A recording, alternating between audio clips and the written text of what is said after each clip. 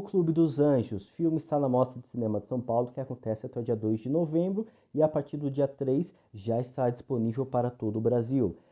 Esse é um filme que adapta uma obra de Luiz Fernando Veríssimo, conta com direção de Ângelo Di Fanti e o elenco formado por Matheus Nastergalli, Otávio Miller, Marco Rica, César Mello, estou esquecendo alguém, Paulo Miklos, tem também Ângelo Antônio, preciso de uma cola, acho que não, tem mais, tem muita gente.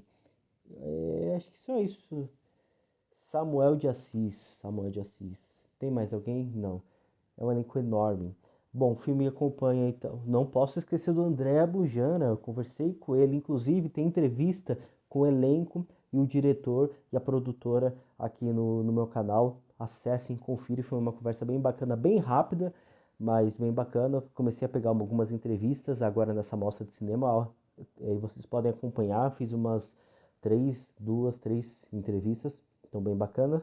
E vamos lá. Então, esse filme já não é uma crítica, mas uma dica para vocês assistirem nos cinemas. É uma obra muito bacana para se acompanhar nos cinemas. O filme acompanha então esse grupo de homens que se reúnem desde criança, desde adolescentes até a vida adulta, estão se reunindo. Cada mês eles comem na casa um do outro para celebrar, compartilhar aquilo que os une, que é saciar a fome. Só que é, depois que um dos personagens morre, chega o declínio. Cada jantar, um dos membros acaba morrendo.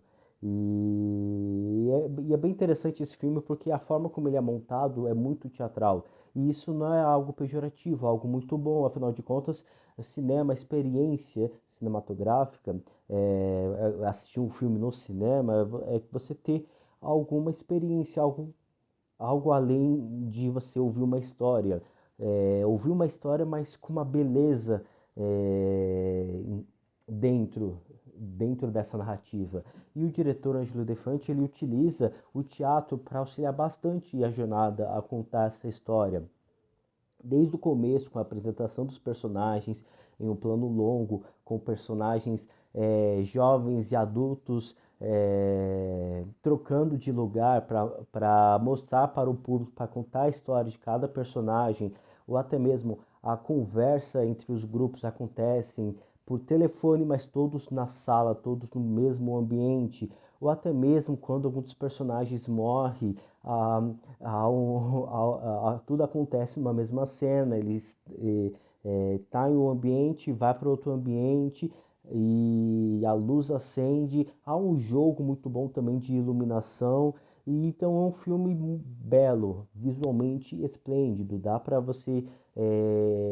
assistir tranquilamente nos cinemas e você presenciar uma bela imagem. Além de que também o filme ele faz o próprio roteiro, buscou fazer a crítica do egocentrismo de jovens ricos, de pessoas ricas que querem simplesmente saciar sua própria vontade, que no caso aqui é saciar a fome sem olhar para as pessoas ao redor, sem se preocupar com as pessoas ao redor. Que uma das coisas que o próprio elenco, que o próprio diretor, eles defendem mesmo essa questão da fome. Afinal de contas, de um lado tem um bando de pessoas ricas, egocêntricas, que querem simplesmente saciar a sua fome, comer muito mais do que precisa, comer muito mais até comer além da sua capacidade ou até mesmo da necessidade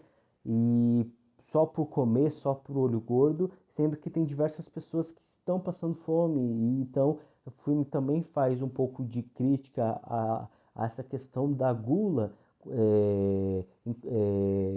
que é um dos sete pecados capitais, que inclusive tem uma pegada, tem um lado sobrenatural dentro da narrativa do filme, dentro da narrativa da história, junto com os próprios personagens, que é algo bem bacana, bem interessante. E também o filme ele faz uma própria crítica ao antigo paradigma do homem, que é retratado em cada um desses personagens, que por mais que sejam completamente diferentes entre si, são personagens ainda são personagens completamente antiquados, fora do seu tempo e que atualmente não podem de forma alguma representar o que é ser homem. E que inclusive algum ponto bem interessante é porque cada um desses personagens eles são completamente diferentes entre si. Cada um deles defende um propósito, tem uma mentalidade e que é algo bom a se defender porque não é justamente um lado que é bom e o outro não. Então, por exemplo, para ficar claro, o filme ele tem um personagem que é de direita e outro personagem que é de esquerda. Os dois são pessoas antiquadas, são aquele estilo de homem antigo, desnecessário, que não pode de forma alguma representar as pessoas atualmente. Então, o filme ele não tende para nenhum dos dois lados. Os dois são ruins, os dois não se gostam, os dois se odeiam, vivem brigando, mas os dois acabam compartilhando do mesmo egoísmo, do mesmo egocentrismo, e assim o filme ele faz essas críticas a este estilo de sociedade antiquada, patriarcal, e com um elenco gigantesco, maravilhoso, que de forma bem teatral, novamente, não pejorativo, mas de forma bem brilhante, consegue lidar todos numa mesma cena, todo mundo falando, todo mundo interagindo, deixando a cena muito mais bonita, muito mais vibrante, deixando esse filme bem contagiante.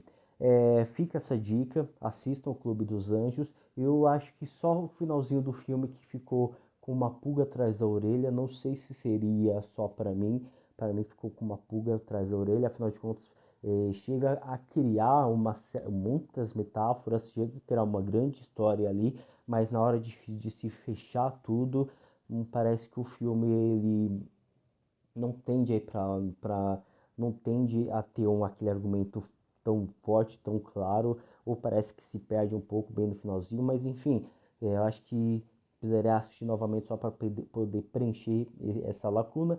Em todo caso, fica essa dica, é uma grande experiência cinematográfica, é um grande elenco maravilhoso, Otávio Miller, Matheus Nascegalha, Ângelo Antônio, Paulo Miklos, Marco Rica, César Melo, Samuel de Assis e André Abujamra.